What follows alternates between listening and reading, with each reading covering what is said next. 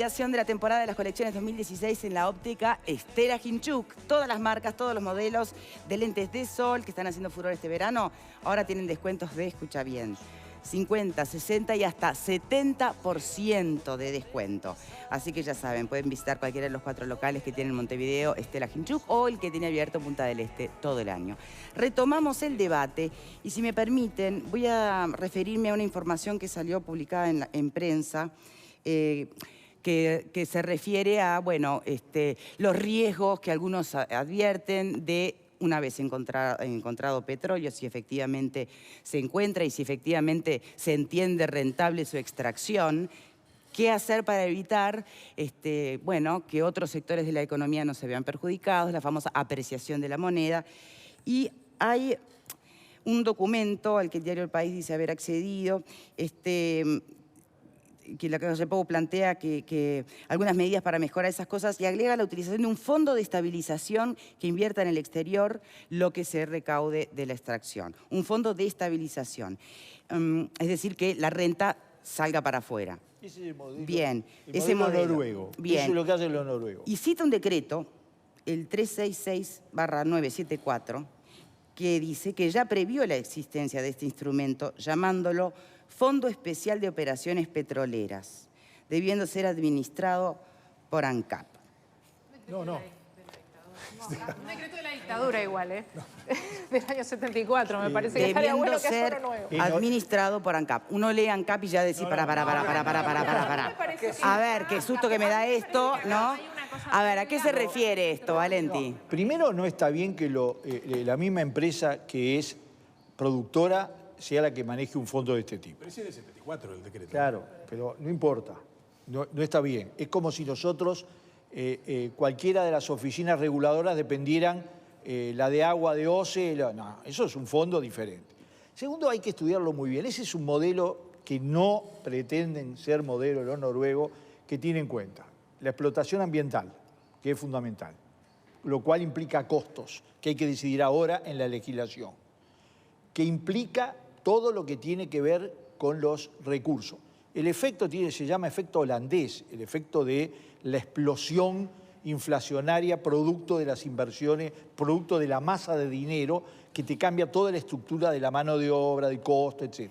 Ahora, por eso importa hacer las reuniones ahora y formar equipos de técnicos que dentro de algunos meses, cuando haya alguna respuesta más concreta, se pongan a trabajar sobre una legislación uruguaya, que tenga en cuenta las especificidades uruguayas. Por ejemplo, ¿por qué nosotros vamos a hacer un fondo solo para invertir en el exterior? No, el Uruguay lo que tendría que hacer es que ese fondo tenga como cometido, también puede ser en algunos casos invertir en el exterior, pero invertir en el Uruguay. Si tú invirtieras en darle energía a costo muy bajo para el riego en todo el país, el Uruguay tiene menos del 10% de su territorio bajo riego, nosotros podemos pasar la producción agropecuaria de los actuales 28 millones de habitantes, que es lo que producimos, a 50, sin ningún problema, sin cambiar nada. Entonces, eso sí es un fondo, para lo cual, ¿cuál es el problema? ¿Un problema de agua? No. ¿Será que algún día nos bajarán las tarifas también o siempre van a seguir subiendo? Voy a decir una cosa, tampoco caer en la trampa de los subsidios de tarifas, porque tengamos petróleo, vamos a prender la Central Valle, o sea, me parece que el tema debería, o sea, yo creo que tiene que verse con lo que decía Esteban, estoy de acuerdo, pero tener una visión macroenergética, o sea, ¿qué tipo de energía vamos a querer utilizar en nuestro país? Nosotros creo que estamos todos, o por lo menos los uruguayos estamos bastante de acuerdo, seamos del partido que seamos, votemos a quien votemos, en que la soberanía energética, cosa en la que se está caminando, y Uruguay es un camino que ha emprendido y creo que estamos todos de acuerdo, de incorporar la eólica, de tener el 80% como tenemos hoy de energías renovables. O sea, me parece que eso no lo podemos tirar y dejar de lado porque encontremos petróleo. Deberíamos incorporar, si es que encontramos petróleo, el efecto petróleo a todo esto que se ha trabajado y en lo que creo que estamos de acuerdo. Mira, yo lo que creo es esto. El mundo va a tener en 10 años cambios extraordinarios, cambios que no nos imaginamos nosotros. Ahora, ¿tenemos que empezar a trabajar en esto? Sí, por supuesto. ¿Por qué? Porque el petróleo no siempre es una bendición. Cuando uno mira países que tienen petróleo, uno dice, bueno, Noruega es un caso exitoso de país con petróleo que ha hecho seguramente muchas cosas bien. Y seguramente nosotros tenemos que mirar a ver cuáles son los casos exitosos para adaptar lo que hacen ellos a nosotros. Pero tenemos otros países que tienen mucho petróleo. Venezuela. Para Venezuela, ¿habrá sido bueno o malo el petróleo? Patético. La gigantesca corrupción, que como dice Valenti, y vuelvo a coincidir con él, hoy hay una gigantesca corrupción en Venezuela, pero no empezó con Chávez. Viene de siempre. Y entonces empieza lo que tú decís, subsidios para todos, cuestiones para todos. Entonces, eso complicó. A un centavo a nada. el galón. Bueno, un poquito nos podía... Un poco de envidia nos da. Está bien, pero... Pasamos de la nafta más cara del mundo a la más barata. Claro, ya. pero ya ves. No, pero está claro. La más barata para qué? está en la lona. ¿Y para qué? ¿Y para qué? Entonces, nosotros tenemos que pensar... Hay ejemplos en el mundo. No somos los primeros que vamos a encontrar petróleo. El mundo tiene una cantidad de países que tienen petróleo. Y no vamos a ir a Arabia Saudita.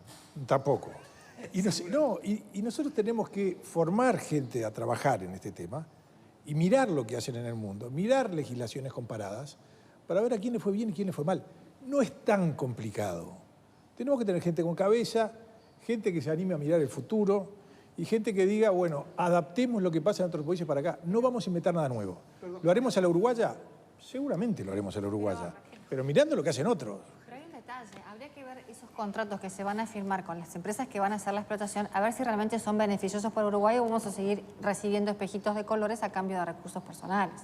Porque me parece que si no también vamos a seguir generando más efectos ANCAP por todos lados que no nos sirven, que ya han demostrado que es una fuga de dinero que nos cuesta y muchísimo. Bueno, pero estás asimilando situaciones que no tienen No, nada que a lo ver. que voy es que hay que poner pienso en lo que se hace. Hay un ejemplo de cómo perdimos tiempo y cómo además lo hicimos angustiados por una nueva realidad. El Uruguay no es un país de grandes recursos minerales de ningún tipo. A ver, somos el único país de América Latina que no tenemos un hidrocarburo ni pintado.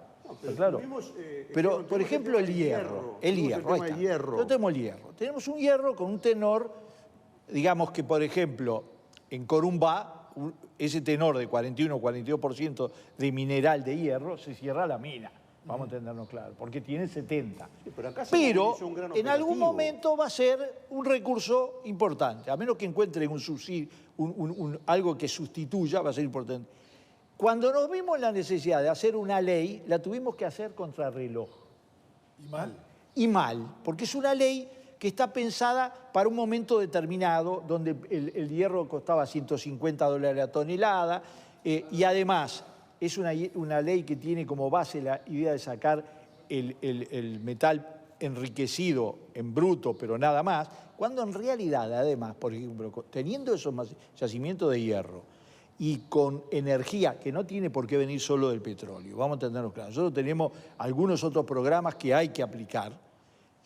Porque yo prefiero la energía eólica, solar, hidráulica y de gas y exportar todo el petróleo posible. Porque el petróleo es altamente contaminante en su uso en todo sentido. Y por lo tanto, el Uruguay, que es usado como modelo, es bueno. Pero usamos la experiencia del hierro. No hagamos las cosas cuando lo tenemos de respaldo. A la uruguaya, básicamente como planteaba no hay Marta, viento, a la tenés que tener uruguaya. algo para mantenerlo. Lo tenemos, con Punta del Tigre lo tenemos. A ver, señores. Eso fue un caso de política de Estado. Hoy empezamos este debate con el tema de la necesidad de política de Estado.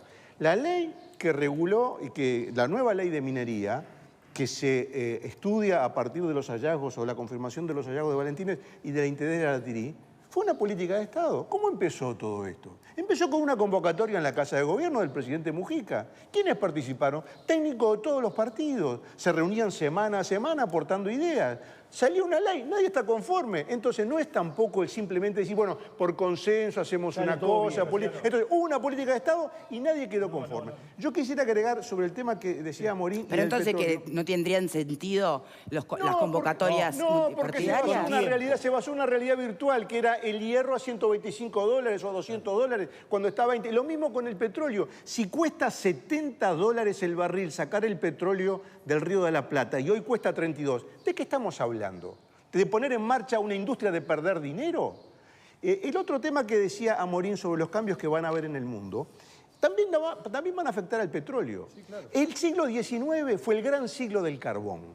El siglo XX fue el gran siglo del petróleo. El siglo XXI, que ya estamos viviendo, va a ser el siglo del gas.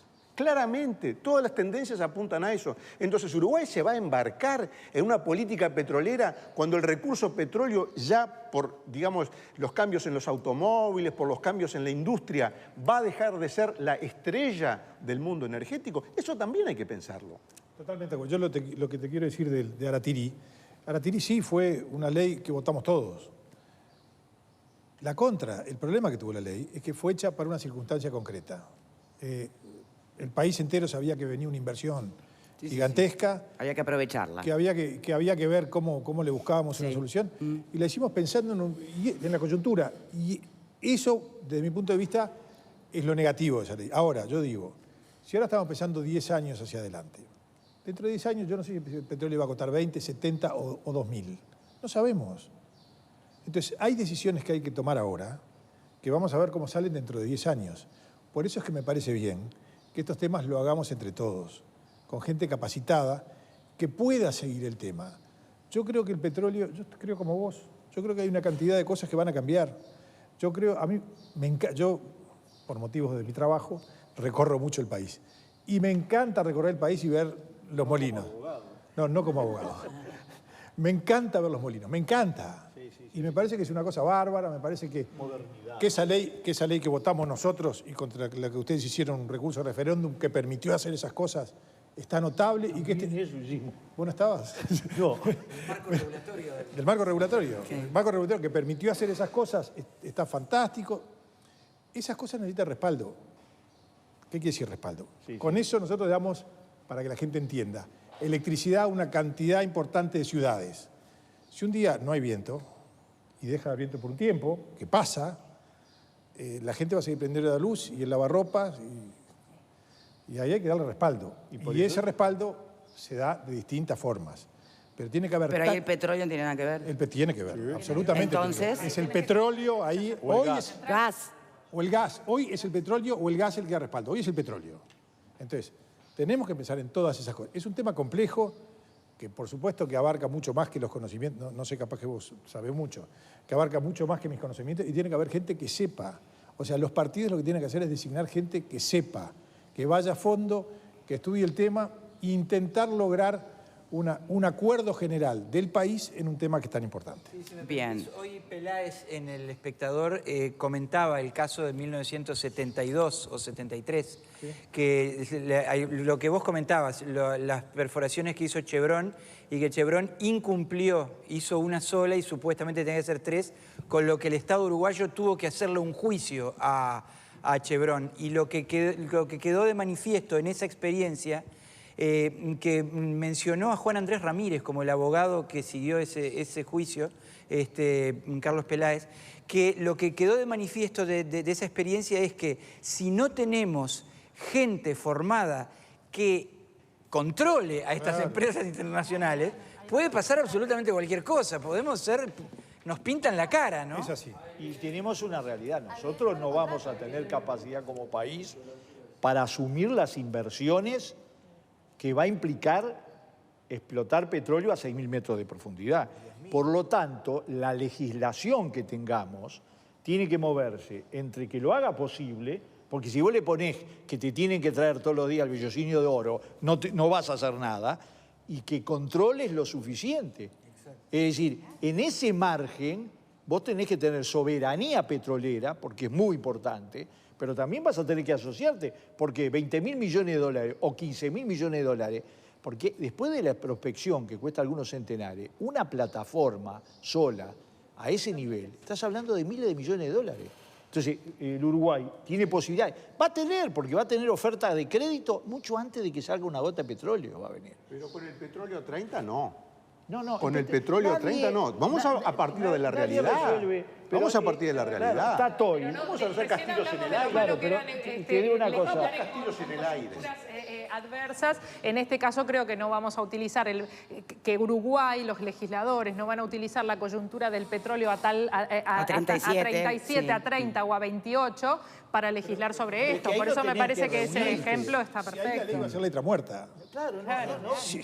Los no se va a parlamentarios no van a reunirse para discutir. Ahora, Si el petróleo tenemos que queda hacer una 27, pausa. $30. Por lo que han estado comentando, lo que requiere para salvaguardar los intereses del país desde todo punto de vista, en caso de que esto se encuentre petróleo y se pueda extraer y demás, requiere, entre las cosas que ustedes han mencionado, para empezar, bueno, sin duda, convocatorias interpartidarias.